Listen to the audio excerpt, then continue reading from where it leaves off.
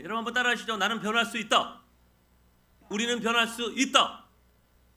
예수 안에서 변화된다. 네, 오늘도 찬양으로, 기도로, 말씀으로 예수 안에서 변화되시는 저와 여러분이 되시기를 주의 이름으로 축복합니다. 아멘. 옆에 분 한번 인사하시죠. 만나서 반갑습니다. 다시 한번 인사할까요? 선수가 됩시다. 네, 오늘도 은혜 받는 선수가 되시기 바랍니다. 1등 하세요. 네. 자, 오늘도 계속해서 사랑의 본질에 대해서 말씀을 나누려고 합니다. 사랑은 오래 참고 사랑은 온유하며, 우리 아까 찬양했잖아요. 그죠? 예, 오래간만에 저도 그 찬양했어요. 예, 언제 했는지 기억이 안 나요. 제가 주일학교 때 참 많이 부르던 찬양입니다. 사랑은 오래 참고. 자, 바울의 은사 중에 가장 큰 은사가 무엇이라고 했습니까? 가장 큰 은사, 사랑. 네, 바로 사랑입니다. 믿음, 소망, 사랑 중에 제일은 뭐라고요? 사랑이라. 자, 지난주에는요, 사랑의 본질 중에서 사랑은 시기하지 아니하며에 대해서 말씀을 나누었습니다. 자, 시기하는 마음은요, 다른 사람들이 잘 되는 것을 싫어해요. 시기하는 사람은요, 다른 사람이 즐거워하기는커녕, 잘 되는 것을 즐거워하기는커녕요, 불쾌해합니다. 그리고 스스로 괴로워해요. 남이 잘 되는 걸 못 봐요. 배가 아파요. 사촌이 땅을 사면 배가 아프다고 그러잖아요. 시기 질투 때문에 그래요. 다른 사람들이 높이 오르는 것이 그의 마음에는요, 무겁게 느껴진다. 결국 시기심은 문제를 불러오게 되고요, 사고로, 결국에는요, 사건 사고로 이어질 수밖에 없는 거예요. 그러니까 죄로 이어진다는 거예요. 문제는 시기심이 때로는 필요할 때도 있어요. 그래서 나의 발전으로 삼으면 좋은데 그것이 커지다 보면은요, 죄로 이어지는 거예요. 죄를 짓게 되는 거예요. 그런데 시기심의 반대 성향이 있습니다. 바로 사랑입니다. 사랑이에요. 사랑은 하나님께로부터 성향이잖아요. 사랑은 오래 참고 온유하기도 하지만요, 사랑은 악한 생각과 행동을 물리칠 수 있는 능력도 있다는 거예요. 그래서 시기심이 발동할 때 이 사랑이 물리쳐 준다는 것이죠. 내 안에 사랑이 임하면은 그 모든 것들을 물리쳐 준다는 거예요. 우리 예수님이 사탄 마귀의 권세를 물리치고 3일 만에 부활할 수 있었던 것은요, 그분에게 사랑의 능력이 충만했기 때문에 그렇습니다. 사망 권세를 물리친 거예요. 그 사랑의 힘으로. 이렇게 사랑은요, 죄에서 돌이키게 하고 죽은 자도 살리는 능력이 있다는 거예요. 그래서 사도 바울이 고린도전서 13장에서 사랑을 그렇게 강조하고 있는 거예요. 여러분, 사랑의 능력을 소유하시는 저와 여러분이 되시기를 주의 이름으로 축복합니다. 아멘. 여러분, 사랑은 뭐라고요? 시기하지 않습니다. 시기 질투는요, 남을 망치기 전에 자신부터 망친다는 사실을 여러분도 기억하셔야 돼요. 그만큼 무서운 죄라는 것입니다.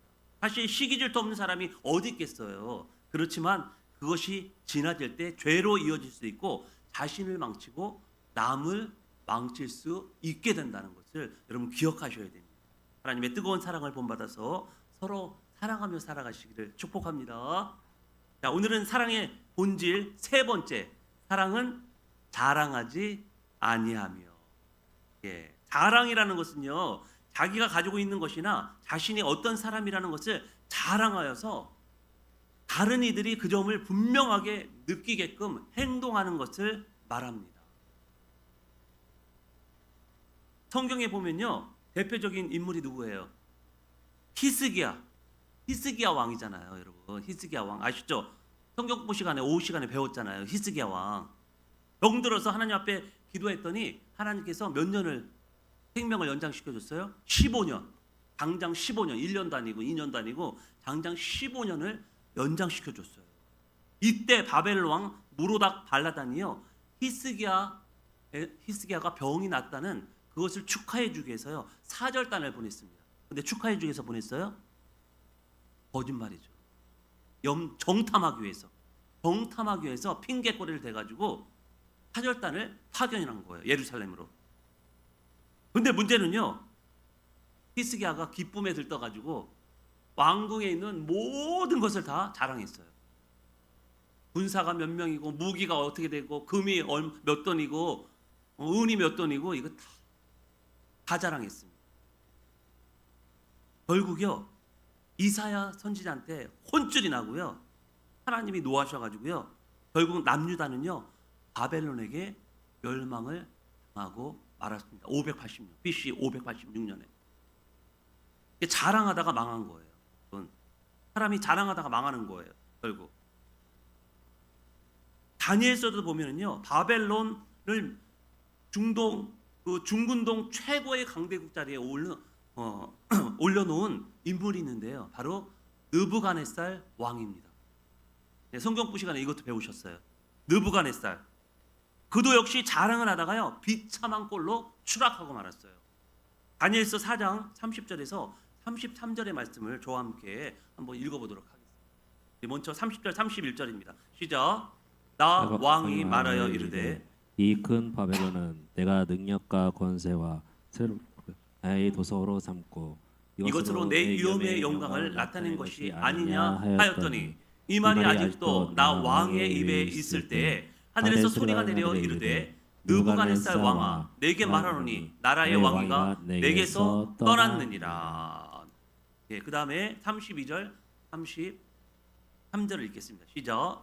내가 사람에게서 쫓겨나서 들짐승과 함께 살면서 소처럼 풀을 먹을 것이요 이와 같이 7대를 지나서 지극히 높으신 이가 사람의 나라를 다루시며 자기의 뜻대로 그것을 누구에게든지 주시는 줄을 알기까지 이르리라 하더라.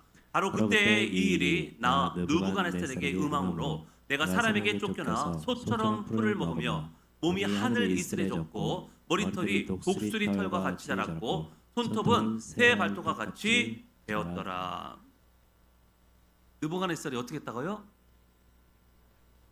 내가 이 모든 것을 이루었다고 자랑했어요. 결국에는 어떻게 됐어요? 하나님께 벌을 받아가지고 노숙자가 되었습니다. 바벨론 왕이 노숙자가 된 거예요. 여러분 생각해 보세요. 예, 왕의 자리에 있다가 갑자기 거지로 바뀌는 인생을 사는 거예요. 다시 이제 나중에 왕으로 다시 한번 재등극하는 그런 일이 일어나긴 하지만요. 하나님이 다스린다는 것을 깨달았겠죠. 그때 비로소. 여러분 이렇게 자랑이 넘치게 되면요. 가장 높은 곳에서 가장 빨리 떨어질 수 있어요. 여러분 연예인들 한번 보시기 바랍니다. 인기가 막 하늘을 치솟다가요. 하루아침에 떨어지잖아요. 그러니까 높이 올라갈수록 여러분 위험해지는 거예요. 높이 올라갈수록.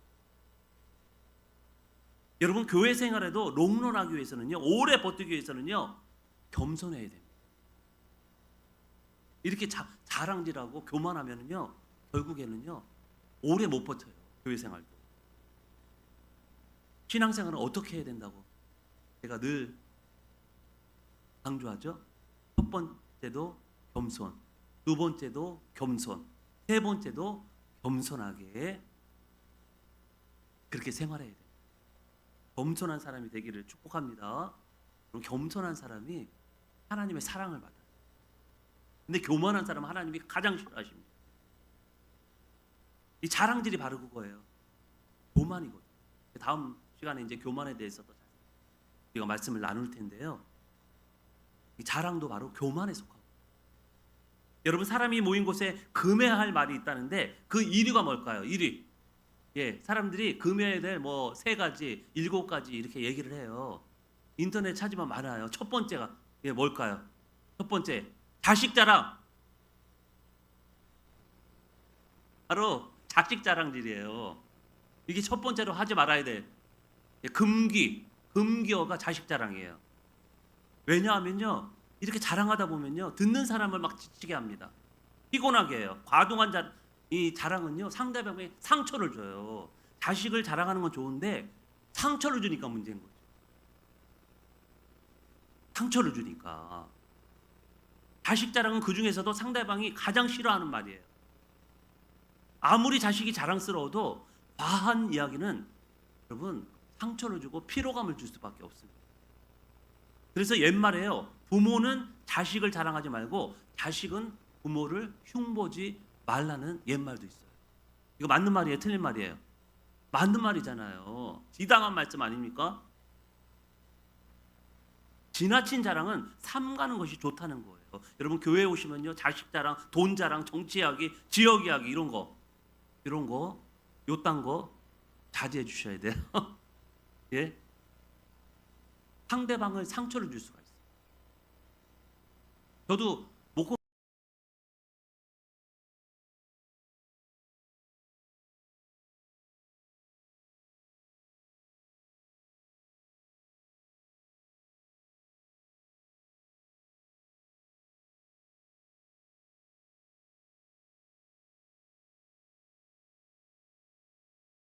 인사할까요? 적당히 합시다.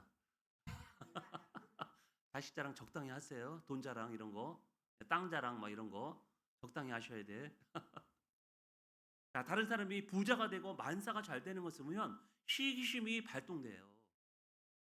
다른 이들이 잘 되는 것에 마음이 편치 않은 것입니다. 그러나 어떤 사람이 부자가 되고요, 지위가 높아졌는데도 불구하고 뽐내거나 자랑하지 않는 모습을 본다면 그것이 다른 이들로 하여금 그 사람을 보며 평안한 마음을 가져요. 오히려 은혜를 받잖아요. 그런 사람들 보면 높은 지위도 있고 돈도 많고, 네? 많이 배우고 이런 사람들이 겸손해 보세요. 사람들이 얼마나 그 사람을 존경하고 따르겠습니까? 다른 이들이 그 사람의 잘됨을 보며 저 사람은 당연히 그러한 지위를 누려야 한다고 생각할 거예요. 그래서 사랑은요, 사랑하지 않고 늘 겸손함으로, 자랑하지 않고 늘 겸손함으로 살아가는 모습이에요.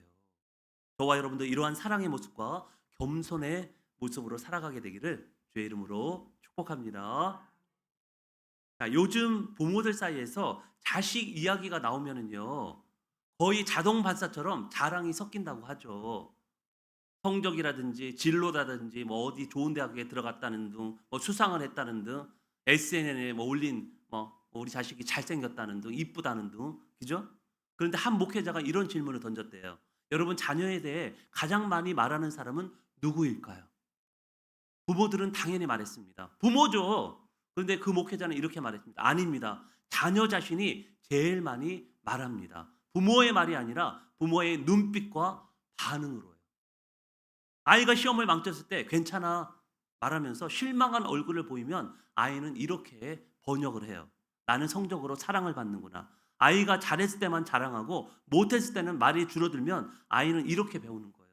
나는 결과로 존재 가치가 있구나. 그래서 어느 날부터는 아이는요, 부모 앞에서 실패를 숨겨요. 그리고 대화를 안 합니다. 대화가 끊어져요. 그래서 성공만 보게 되는 거예요. 성공주의로 나가는 거예요. 그 순간부터 자식 자랑은요, 축복의 말이 아니라 조용한 부담이 되는 것입니다. 자식에게. 여러분, 자식은 자랑으로 자라는 게 아니라 있는 그대로 받아들여질 때 잘 자란다는 거예요. 하나님이 여러분 우리를 부르셨을 때 우리가 잘나서 부르셨어요? 여러분, 우리가 특출나서 아니잖아요. 사랑하셔서 하나님의 자녀이기 때문에, 아들 딸이기 때문에 부르셨다는 사실입니다. 제가 오늘 올라온 뉴스를 보니까요, 지금 서울 강남구 대치동 학원가 일대 도료원에 캠핑카가 종일 주차해놓고 있대요. 이 불법을 막 부모들이 저지르고 있는데요. 왜 대치동 학원 앞에 이렇게 캠핑카를 세워놓을까요, 여러분? 자식 피곤하니까 방학 때 잠깐 와서 쉬라고, 쉼터로 사용하라고 캠핑카를 가져가가지고요, 거기 침대도 있고 다 있잖아요. 먹을 거 다 해 먹어도 되고 밥도 해 먹어도 되고, 그냥 하루 그냥 10만 원 범칙금 내고, 예? 자식을 위해서 내가 캠핑카 불법을 저지르겠다는 거죠. 자식을 위해서. 그러니까 월세방을 또 얻자니, 옆에 바로 얻자니, 대치동이 비싸잖아요. 월세를 내자니 차라리 캠핑카를 사가지고 그냥 10만 원 15만 원 내고 만다는 거죠, 하루. 세상에 없는 일이 우리나라에 이렇게 있습니다. 이렇게까지 법을 어기면서 자식을 비싼 학원에 보내는 이유가 뭐겠어요, 여러분? 뭐겠습니까? 나중에 자식 자랑하려고. 오히려 자식을 망치는 지름길인 줄 모르고 말입니다. 참으로 기가 막히고 코가 막힌 일이잖아요. 이거 전 세계에 이런 일이 없어요. 우리나라에만 있는 일이에요. 사랑하는 여러분, 살아가다 보면요, 어떻게 자랑을 안 하고 살 수가 있겠습니까? 그럼에도 불구하고 우리는 자랑을 자제해야 됩니다. 자랑이 결코 좋은 열매를 맺지 못하기 때문에 그래요. 사랑은 뭐예요, 여러분? 오늘 사랑의 본질? 사랑은 자랑하지 아니하며. 그러니까 상대방을 사랑하는 사람은 자신의 것들을 자랑하지 않게 된다는 말입니다. 상대방을 사랑한다면, 사랑하지 않으니까 자꾸만 자랑질하는 거예요. 근데 사랑하게 되면 자제하는 거죠. 내가 가진 것들을 자제하고 자랑을 자제하는 거예요. 여러분, 사도 바울에게 우리는 배워야 될 것 같아요. 사도 바울이 막 자랑할 거리가 엄청 많은 사람이잖아요. 학문도 대단하고 집안도 대단하고 그 당시 로마 시민권을 돈 주고 사람들이 살라고 난리였던, 조선시대에 보면 양반 그거 살려고 막 돈 엄청 들여가지고 양반 그 시민권을 산 사람들도 있었잖아요. 그 로마 시민권이 그 당시에는 대단했거든요. 그렇게 자랑할 것이 많은데도 불구하고 사도 바울은요, 뭐만 자랑했어요? 십자가 사랑만. 하나님만 자랑했다니까요. 남은 인생 여러분, 겸손하게 십자가 사랑만을 자랑하시는 저와 여러분이 되시기를 주의 이름으로 축복합니다. 아멘. 옆에 분하고 한번 다시 한번 인사하죠. 적당히 합시다. 네. 여러분 적당히 자랑하셔야 돼요. 네. 자제하셔야 됩니다. 네. 공동체 유익을 위해 자랑질은 적당하게 센스 있게 좀. 네. 자, 우리 한번 말씀을 묵상하면서 우리 찬양하고요, 결단의 기도 주님 앞에 드리기를 원합니다. 오늘도 부흥이란 찬양을 부를 텐데요, 우리 교회 부흥이 절실하게 필요합니다. 왜냐하면요, 더 많은 영혼들을 구원해야 하기 때문에 그렇습니다. 우리가 잘 먹고 잘 살기 위해서 부흥해야 되는 것이 아니라 더 많은 영혼들을 구원하기 위해서 우리가 필요하다는 거예요. 부흥이 필요하다는 것입니다. 우리 한번 뜨겁게 찬양하고 결단의 기도 드리도록 하겠습니다.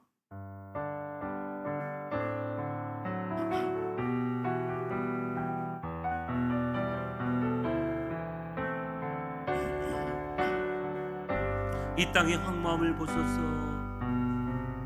이 땅의 황무함을 보소서.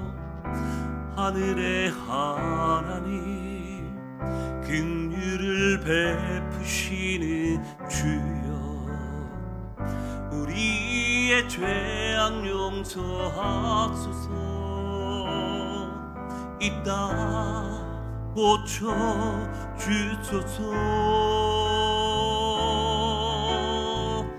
이제 우리 모두 하나 되어 이 땅에 무너진 기초를 다시 쌓을 때,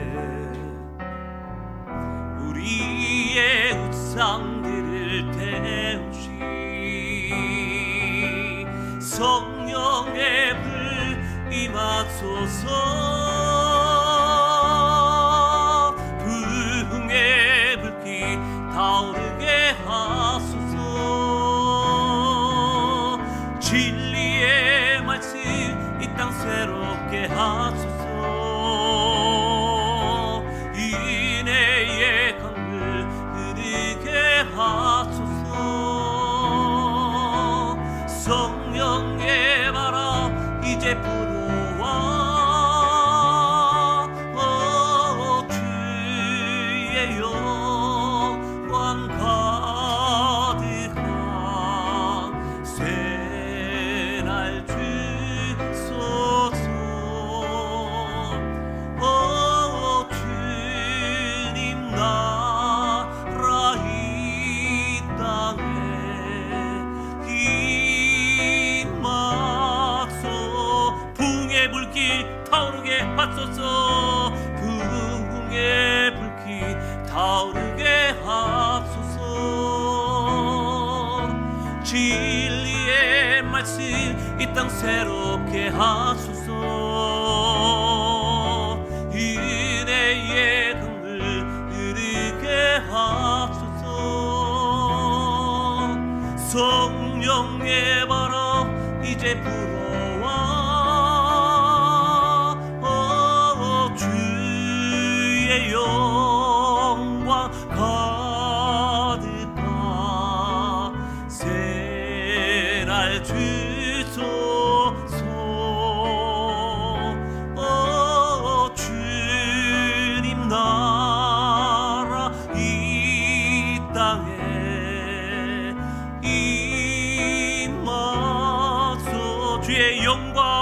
이곳에 가득해 주의 영광 이곳에 가득해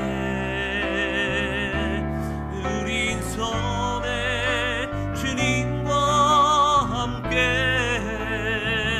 찬양하며 우린 전진하리 모든 열방 주 볼 때까지 주의 영광 이곳에 가득해 우린 손에 주님과 함께 찬양하며 우린 전진하리 모든 열방 주 볼 때까지 모든 열방 주 볼 때까지 이 시간 자신의 연약함을 토로하고 주신 말씀대로 오래 참고 또 온유하며 쉬게 하지 않으며 오늘도 자랑하지 않으며 살아가겠노라고 결단하며 하나님 앞으로 나아가기를 소망합니다. 그리고 말씀을 실천하며 삶으로 예배하는 자가 되게 해달라고 우리 함께 우리 말씀을 묵상하면서 결단의 기도 주님 앞에 드리도록 합니다.